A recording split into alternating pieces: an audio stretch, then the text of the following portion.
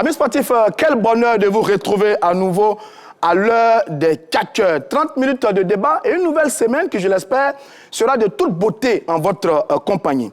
Le thème du jour, le projet panafricain interscolaire de Patrice Motsepe peut-il développer le football africain? On va parler un peu technique et on va surtout parler développement du football sur notre continent. Salut, mon cher Salut Dumandé. Salut, Roger. Ah, que c'est beau et bien de vous retrouver encore. Ah bon.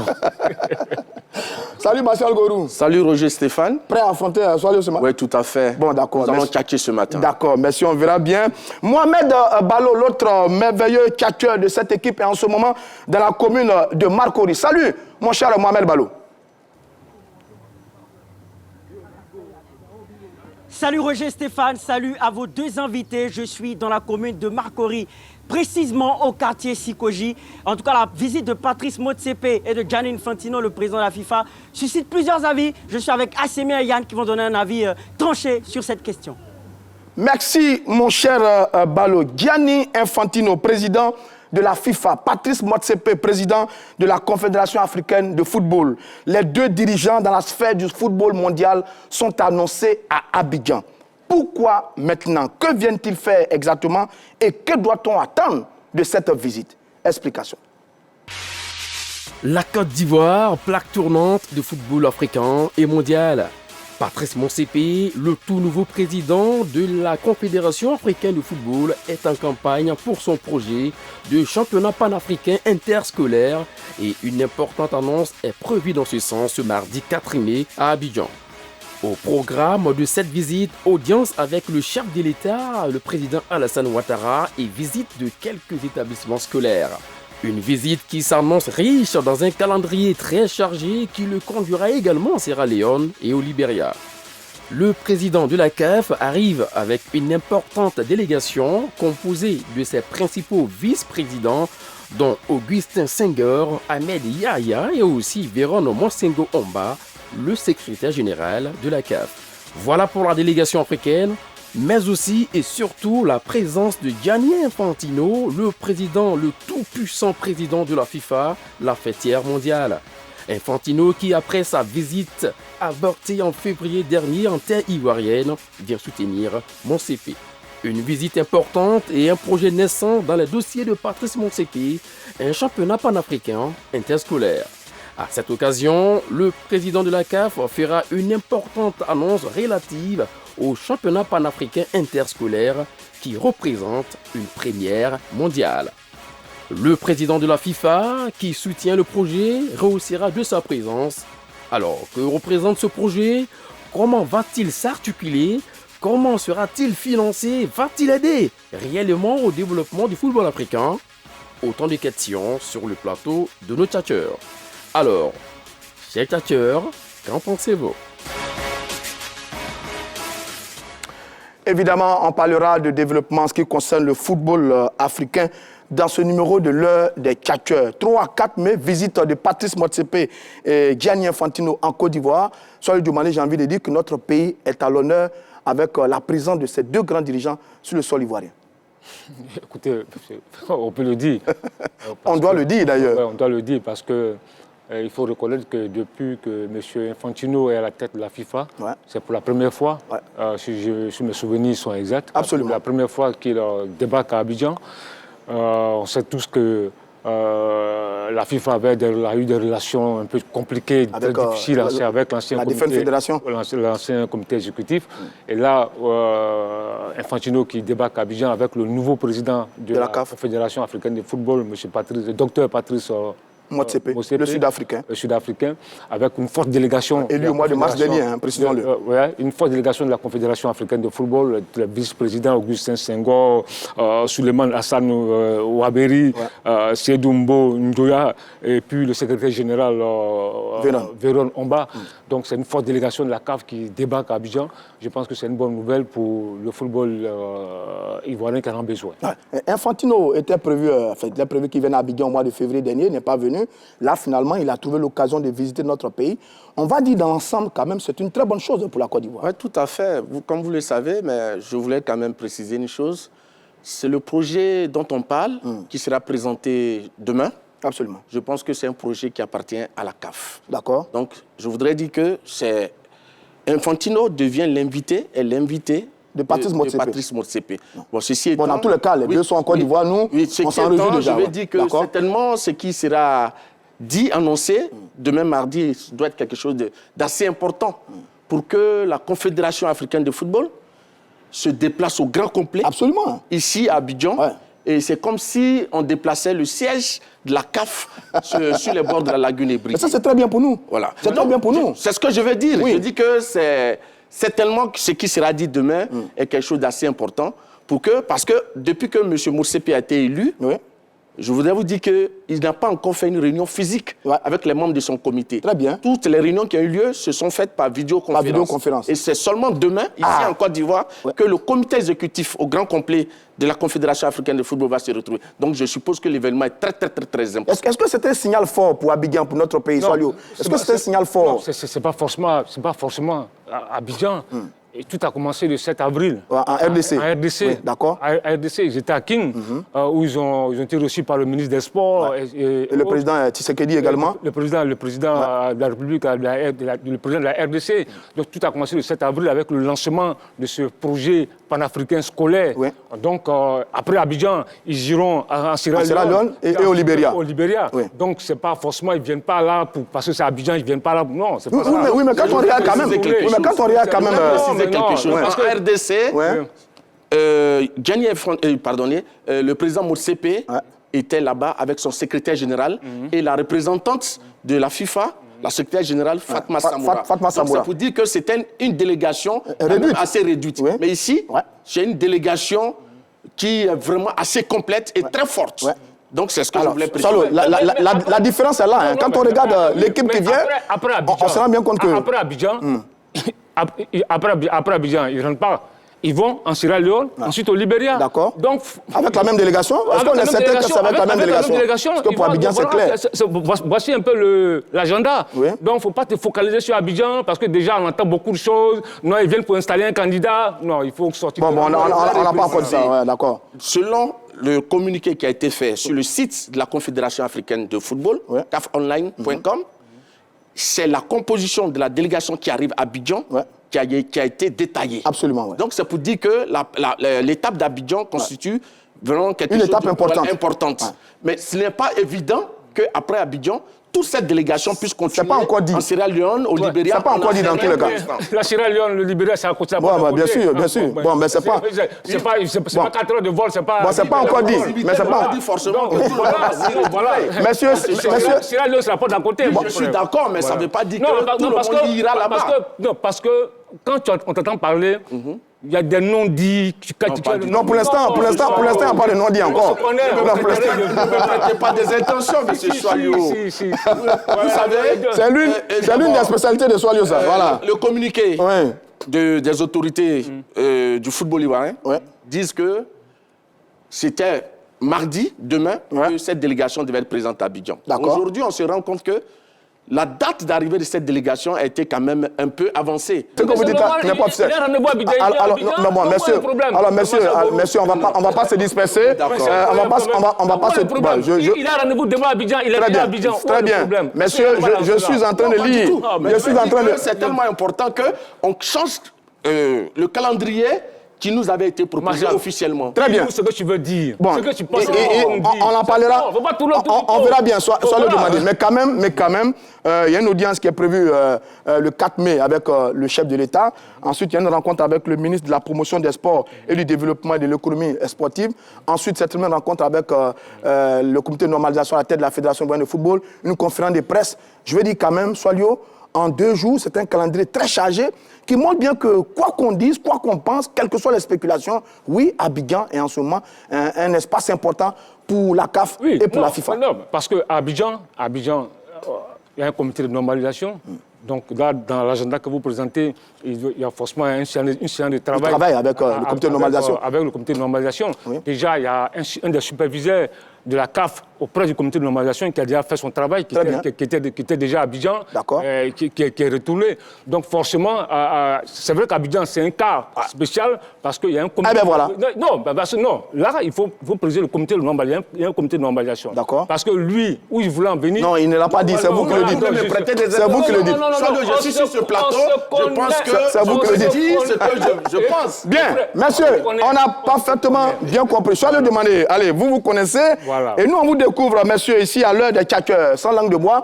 On va justement venir au sujet en lui-même. Est-ce que, justement, le projet panafricain interscolaire de Patrice Motsepe peut développer le football africain? Soit lui demander. OK. Je pense qu'il ne faut pas poser le problème en ces termes. D'accord. Le projet peut développer le footballeur africain. D'accord. C'est de cela qu'il s'agit. D'accord. Parce que c'est un projet panafricain interscolaire, c'est-à-dire... Mais les enfants, là, les scolaires, là, ils ne sont pas encore footballeurs. Hein? Non, mais attends. Ce projet, pour moi, va relancer les compétitions OASU. D'accord. Ça, c'est clair. Déjà, il y a un des candidats, déjà dans son programme, quand il a Didier Drogba, qui a mis un point... On va éviter de parler des candidats. On va éviter, monsieur... Le candidat Sori Diabaté. D'accord, très bien. A parlé d'un partenariat. Très bien. Avec l'OASU. Martial, ça compris. Allez, Solio, on va éviter, on va éviter de parler des candidats. Vas-y. Évitons de parler des candidats. Non, tu vois. Après, ça vous dit que c'est Choilio qui coupe la parole aux gens. Martial. Tu es développé, tu me coupes la parole. Bon, pour vous aider. Alors, pour vous aider, Solio, on va éviter de parler des candidats. On aura l'occasion de parler de tous ces candidats un peu plus tard, sur le projet. L'OASU, pour moi, ça va redonner un autre élan à l'OASU. D'accord. Parce que par le passé, l'OASU a formé quand même de bons joueurs. Je me souviens de Kyotia Narcisse, de Alain Guamene, de Diefoné, de Fofana Aboulaye, l'avancement de la SEC, qui était au lycée classique d'Abidjan, qui avait une bonne équipe au niveau du OASU. Je me souviens de cette équipe de CO Boisflé, des jeunes lycéens, les ACMAK. Est-ce que c'est la CAF qui doit venir relancer une telle activité dans les différentes nations? Laisse-moi terminer. Montrer que c'est au niveau de l'OASU, ça peut apporter un plus. D'accord. Je me souviens aussi de l'équipe de l'AS Omé, où tous les joueurs étaient quasiment des lycéens, lycée moderne de Dimbokro. Donc c'est pour vous dire que ce projet-là peut relancer l'OASU. Et puis au-delà de cela, aujourd'hui, tous les centres que vous voyez parlent de sport-études. Très bien. Donc, ça va donner aussi un élan à ces centres-là qui vont mettre un accent particulier sur la formation, sur le sport et les études. D'accord. Et puis, ce qu'il faut retenir, c'est un projet futuriste, c'est le profil, le nouveau type de footballeur africain. Parce qu'aujourd'hui, vous parlez du Barça, du Real, de Liverpool. Mais tous ces joueurs qui évoluent au Barça, au Real, Liverpool, ils savent lire, ils savent écrire. Très bien. Moi, je me souviens très bien, en 98, après la CAN, au Burkina Faso, il y a un joueur, je ne vais pas citer son nom, un joueur de la Côte d'Ivoire, qui a fait une très bonne CAN, qui devait signer, il joue au plan local, qui devait signer à Saint-Étienne. Mais il n'a pas pu signer pour savoir pourquoi. Parce qu'il ne savait pas lire. Très bien. Allez, on reviendra à vous. Martial Gourou, à vous maintenant. Est-ce que ce projet-là, que porte en ce moment Patrice Motsepe, peut vraiment développer le football sur le continent africain? La première chose que je voudrais dire, c'est qu'il ne faudrait pas que ça soit un effet d'annonce. Un effet d'annonce. Il ne faudrait pas que M. Patrice Motsepe, qui vient d'être élu, puisse vouloir forcément créer un projet pour que l'opinion, les Africains retiennent que quand il est arrivé, il a créé quelque chose. Je pense qu'on doit aller au-delà.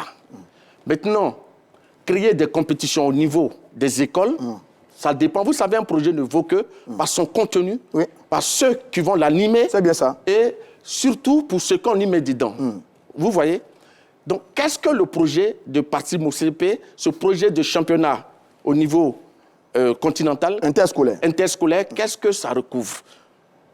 Est-ce que cette compétition va commencer par les plus petites classes, depuis l'école primaire, pour monter au collège, pour arriver au niveau supérieur? Où est-ce qu'on va les mettre? Quel sera le suivi? Je pense que c'est lorsqu'on aura les éléments sur tout cela qu'on pourra réellement... Mais c'est une bonne chose de déjà développer le football à la base quand même. Savez, on a vu avec l'exemple de l'OASU à la base, c'est déjà bien de commencer à travailler avec les enfants au niveau du scolaire. Contrairement à ce que dit, je pense que il n'est pas innovateur. D'accord. Parce que déjà, en Afrique, avant Motsepe, dans nos écoles, on pratiqua le sport. Les gens jouaient au football. Donc, pour vous, pas besoin d'une telle compétition. Même si elle va se jouer maintenant entre les pays. J'ai quand même quelques réserves. On attend de voir. Parce qu'en dehors des écoles, on a vu quand même la naissance des centres de formation qui existent. Qu'est-ce que la CAF fait? Pourquoi ne donne-t-elle pas les moyens à ces centres de formation où on retrouve quand même de jeunes pousses pour se développer, et on vient dans les écoles pour créer une compétition. Alors, ça le demander. Oui. En Europe, en Europe... Non, je lui dis que le projet est innovateur. Jamais en Afrique on a vu une compétition interscolaire. Des différents pays. Parce que cette fois-ci, tu vas voir l'équipe nationale de Côte d'Ivoire scolaire qui va affronter l'équipe nationale scolaire du Libéria, du Mali, du Burkina. Donc là c'est... Au niveau local, il n'y a pas d'innovation. Maintenant, si c'est les confrontations entre pays, oui, peut-être que là, il y a quelque chose de nouveau. Mais déjà ici, il y avait notre OASU qui a révélé des talents comme les Pascal Mieza et autres. Absolument. Bon, alors, la précision étant faite, on va avancer dans le débat. La précision étant faite, en Europe, on parle de Super League, avec des millions à gagner avec les grands clubs européens. Et nous, on a des millions d'euros, il faut bien préciser, à gagner, donc des milliards en francs CFA à gagner. Et là, nous, on est en train de parler de développement au plan scolaire. Il y a quelque chose qui ne va pas. Excusez-moi de le dire, mais ce n'est pas le même niveau. En Europe, là, ils ont déjà atteint un autre niveau. Tout à l'heure, j'ai pris l'exemple de Barcelone, de la félicité des clubs, des joueurs. Les joueurs, quand tu prends les joueurs qui évoluent en Europe, mais ils savent lire et écrire. Ils ont connu un cursus scolaire. Mais ce n'est pas la même chose en Afrique. Et là, aujourd'hui, il y a un nouveau type de footballeur africain qui, aujourd'hui, dans 5 ans, 6 ans, 7 ans, dans 10 ans, il faut que tous les footballeurs africains seront capables de lire et écrire pour signer les... Mais il y a déjà les centres de formation. Que deviennent les centres de formation? Dans les centres de formation, vous avez sport et études. Qu'est-ce qu'ils deviennent? Justement, les centres de formation, ça va, tout ça, c'est l'ensemble.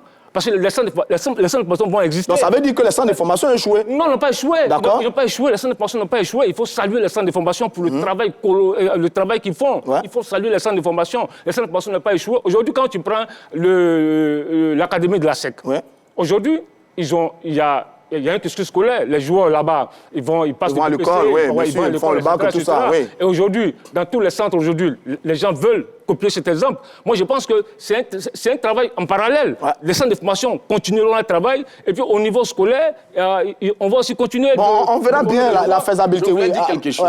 Martial. Vous savez, dans les écoles, il y a plusieurs disciplines. Mais quand une institution, comme la Confédération africaine de football, la CAF vient pour s'introduire dans les écoles, il y a un risque. Le premier risque, c'est de pousser tout le monde à aller vers le football. C'est bien ça. Que deviendront les autres disciplines? C'est ça. Ça, c'est d'abord un premier problème. Le deuxième problème, vous savez, moi j'ai un exemple typique. J'ai suivi un peu cette équipe nationale cadette de Côte d'Ivoire qui s'est qualifiée pour la CAN, qui malheureusement a été éliminée. Dans cette équipe, il y a plus d'une dizaine de joueurs qui sont scolarisés. Mais les calendriers des entraînements de cette sélection ne sont pas adaptés aux enfants qui vont à l'école. Au programme d'études des enfants qui vont à l'école. Très bien. Et donc, ça joue. Il y a eu des conséquences. Je peux vous dire aujourd'hui, je connais certains enfants qui ont dû abandonner, qui n'ont pas pu aller au bout des Martial, cette année. Mais Martial, tous les centres font études et sport. Si on ramène le sport dans les établissements scolaires, ce n'est pas une mauvaise chose en soi. Non. On règle un problème en même temps. Comme vous le dites, tous les centres font des sports et études. Mais dans les centres, le calendrier des études est adapté au calendrier sportif. Au calendrier sportif.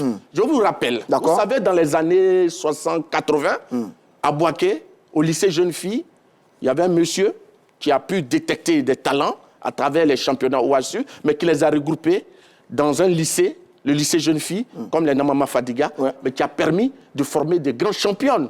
Mais vous savez pourquoi ces filles ont réussi?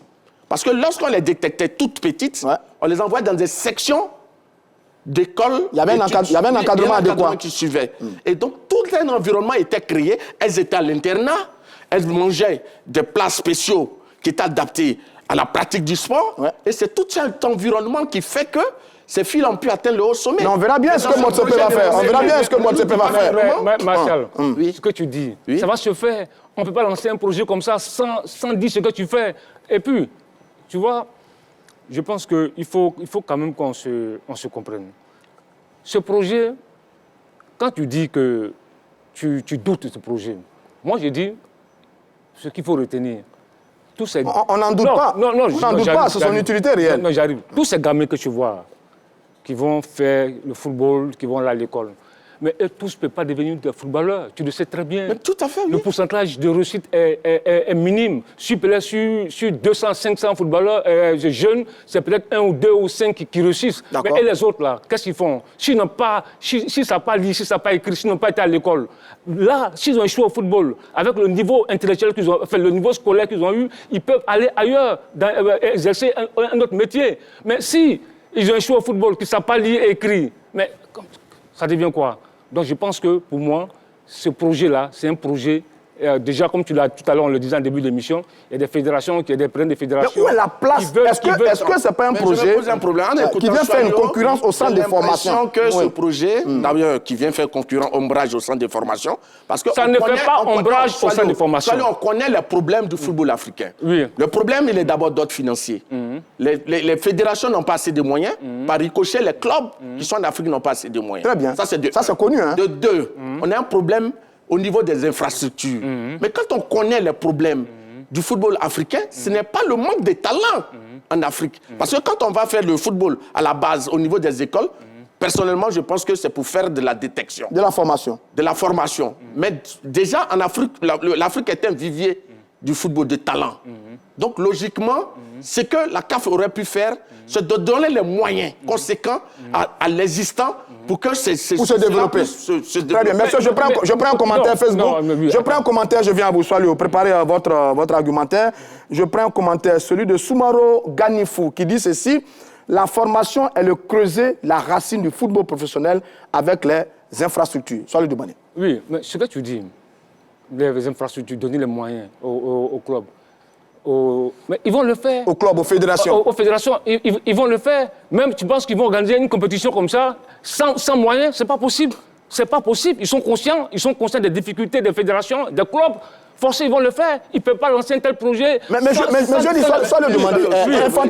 Infantino a dit clairement que les compétitions en Afrique ne sont pas rentables. Elles ne sont pas bien vendues. Oui. Il fallait d'ailleurs passer la CAN de 2 à 4 ans pour gagner plus d'argent. Oui. C'est connu. C'est la pauvreté de nos fédérations. Ce n'est pas une telle compétition qui va développer le football africain. Attends, écoute-moi.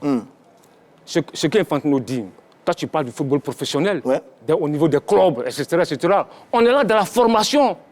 On est là dans la formation, on est dans la jeunesse, on est dans l'avenir. C'est de ça qu'il s'agit. Donc pour vous, la formation qui est faite en ce moment n'est pas bien faite. Avec tous les centres de formation qu'on a. C'est pas ce que je dis. C'est pas ce que je dis. Ce que je veux dire, c'est un plus qu'on va donner à ces jeunes-là. Parce qu'ils auront un cursus scolaire. C'est ça qui est le plus. Ça, c'est très important. Parce que le footballeur, il peut être talentueux, le gamin peut être talentueux. Mais s'il n'a pas le niveau intellectuel, même pour signer un contrat, il est obligé de faire appel à quelqu'un d'autre. Il y a plein de footballeurs qui se sont fait gruger parce qu'ils ne savent pas lire et écrire. Ils se sont fait gruger par des agents véreux.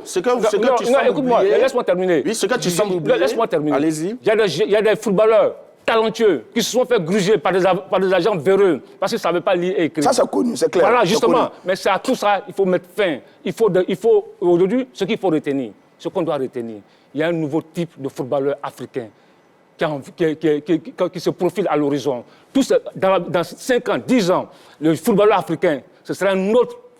Et ça doit commencer au niveau scolaire. Voilà. Oui, c'est pas avec ce projet de M. Motsepe qu'on verra des footballeurs qui savent lire et écrire. Non, mais c'est pas on a vu ici avec la formation, non, mais ça va, le nombre va augmenter. Qui a été fait avec Jama Guillou. Les Kolo, les Haruna et autres, ça fait de grandes interviews, ça parlait couramment le français, l'anglais. Mais ils ont appris ça à l'académie. Mais il y en a combien de Kolo? Il y en a combien de Kolo? Il y en a combien de Kolo? Combien de Haruna? Combien de choses? La mission première de l'école, c'est d'abord de donner des connaissances livresques aux enfants. C'est bien ça. On ne va pas à l'école pour apprendre à jouer au football. Donc le football à l'école, ça doit être quelque chose qui vient en appui, en second, des études. Le football s'apprend dans les académies. Dans les académies. Dans des clubs déjà, et dans des centres. Il y a des académies qui ont cette vocation de former, de donner le b.a.-ba du football aux gens. Mais est-ce que c'est mauvais de rapprocher les jeunes du football dès le bas âge? Est-ce que c'est mauvais, Marcel? Ça se faisait déjà. Ce que je veux dire. Le problème que ça va poser, c'est la façon dont on veut diriger le projet. Il y a des choses qui existaient déjà. On pouvait quand même donner ces moyens. Plus d'orientation à ce qui existait déjà. À ce qui existait. Et puis peut-être que repêcher, étendre un peu ce modèle de choses au niveau des centres de formation, au niveau des écoles, pour pouvoir repêcher les gens rapidement. Et puis d'ailleurs, le problème, lorsqu'on va faire la détection, lorsqu'on finit le championnat interafricain, les enfants qu'on aura détectés, on les met à la disposition de qui? On les mettra où? Ils joueront pour qui? L'ASC Boaké, la SEC Mimosa, l'Africa, sur quels critères un joueur doit-il aller à la SEC et il ne va pas à Oumé? Mais voilà le problème que ça pose. Martial, ça lui demander. J'ai l'impression que tu mélanges tout. Non, je ne mélange pas tout. Il soulève des interrogations. Il soulève des interrogations. Laisse-moi. C'est pourquoi, au niveau des fédérations, les fédérations ne sont pas faites pour former des joueurs, parce que ça va poser un problème après. À qui on va donner ces talents? Très bien. Ça lui demander. Oui, allons-y. Tu vois, je pense que tu n'as pas encore compris. D'abord, ce que tu dis, laisse le président de la CAF demain. Il va expliquer. Il va développer son projet. Il va développer son projet. À partir de là, tu pourras peut-être poser des questions. Mais il n'a pas encore développé le projet, tu commences déjà à aller dans... Ça, c'est une autre chose. Deuxièmement, quand tu dis que ce n'est pas nouveau, je vais te poser une seule question. Est-ce que, depuis que tu es journaliste, tu as une fois vu l'équipe nationale des éléphants scolaires? Je te pose une question. Ben, avant de réfléchissez. Voilà l'innovation. Donc, ça veut dire que ces éléphants scolaires vont jouer contre les étalons scolaires, vont jouer contre les léopards scolaires. Les pharaons scolaires. Voilà. Non, mais j'arrive.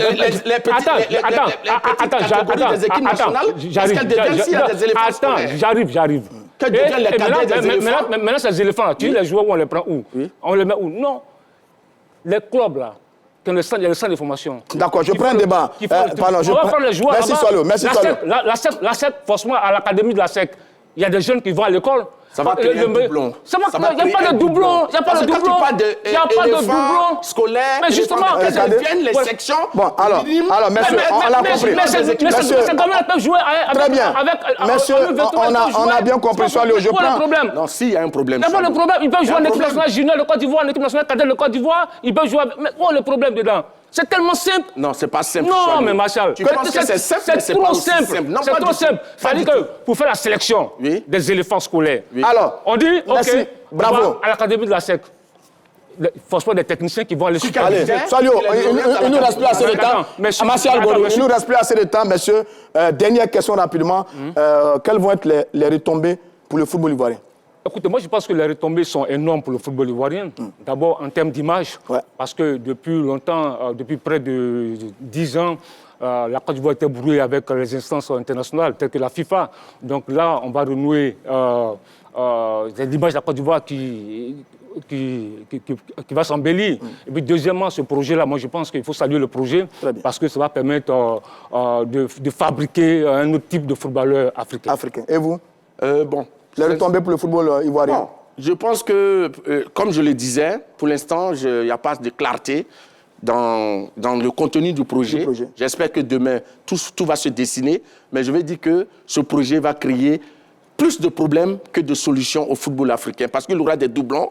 Les sélections qui seront faites au niveau des nations vont venir aussi en concurrence avec déjà les sélections qui appartiennent à la Fédération ivoirienne de football. Très bien. Donc, monsieur, on vous a bien compris. Je rappelle à nos téléspectateurs qu'on n'a pas pu avoir Ballot en raison de quelques soucis techniques. On n'a pas pu avoir son débat. Ce n'est que partie remise. On se donne donc rendez-vous pour un autre numéro de l'heure des Tchatcheurs. Aujourd'hui, c'est fini. Merci Swallow, merci Martial Gourou. Je vous donne rendez-vous demain pour un autre numéro de l'heure des Tchatcheurs.